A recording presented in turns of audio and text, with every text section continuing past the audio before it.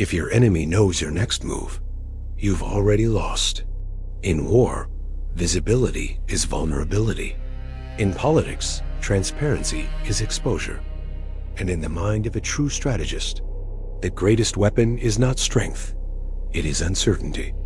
This is law number 3, conceal your intentions.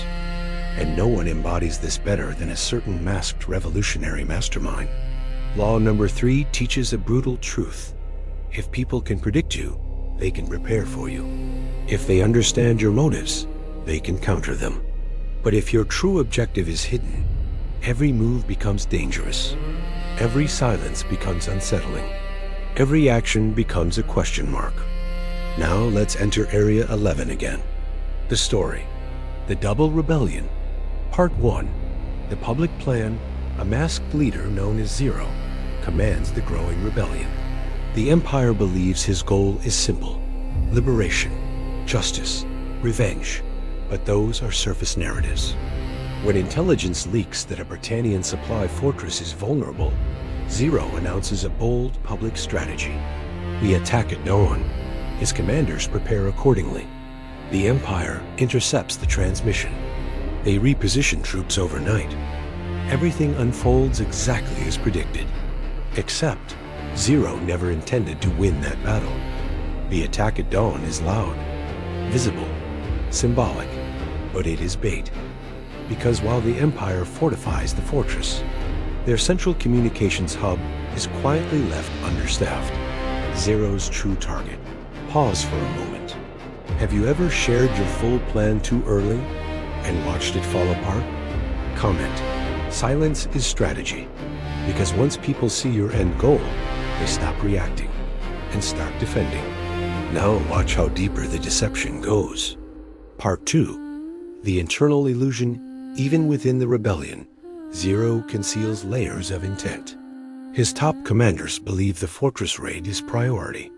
Only one trusted operative knows about the communications hub. Why limit information? Because the more people who know your plan, the more variables you create. During the fake assault, chaos erupts. Imperial commanders celebrate. Predictable, they say. They mobilize elite units toward the fortress. And at that exact moment, the communications hub is seized. Encrypted data stolen. Military response times delayed across the region. The Empire loses strategic coordination for weeks. Publicly, Zero appears reckless. Privately, he just shifted the balance of power. That is concealment, not just from enemies, but from allies too. Let me ask you something. Do you announce your goals?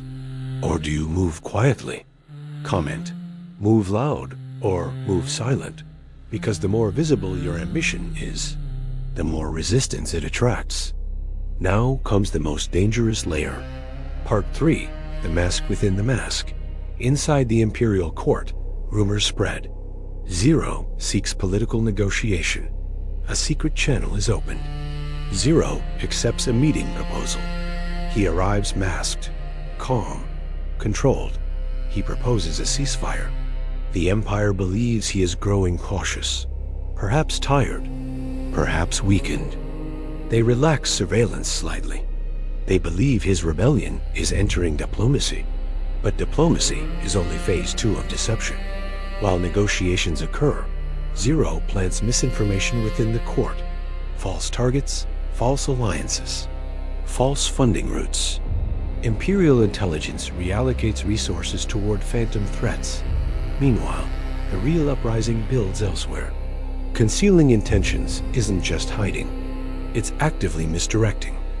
The most powerful concealment is when people think they understand you, but they don't. Have you ever pretended to agree with someone just to buy time? Comment. Control the timing, because concealment is not about cowardice. It's about choosing when your true objective becomes visible. And timing is everything. Now comes the final reveal. PART-4, the controlled revelation. Weeks later, coordinated uprisings erupt across 3 districts. The Empire is stunned. How did we not see this coming? Because they were watching the wrong objective. They were prepared for fortress raids, for negotiations, for symbolic battles. They were not prepared for systemic destabilization. Zero appears on broadcast screens. Calm, composed. Did you truly believe, he says, that I would reveal my real objective so easily? The rebellion surges, not because of raw power, but because uncertainty paralyzed the empire. Concealment created hesitation. Hesitation created advantage. Advantage created victory. Final breakdown law number 3 is not about lying constantly. It's about information control. If people know your end goal, emotional triggers, strategy, timeline, they can interfere. But if your motives are layered, opponents waste energy reacting to illusions. Power grows in the space between perception and reality. And the most dangerous strategist is the one no one fully understands. If this changed how you think about strategy, ambition, or leadership, comment. I move in silence. Share this with someone who reveals too much too soon. Because in politics, in competition, in life, the loud declaration of intent often invites resistance. But the concealed objective? That reshapes the board before anyone realizes the game has changed.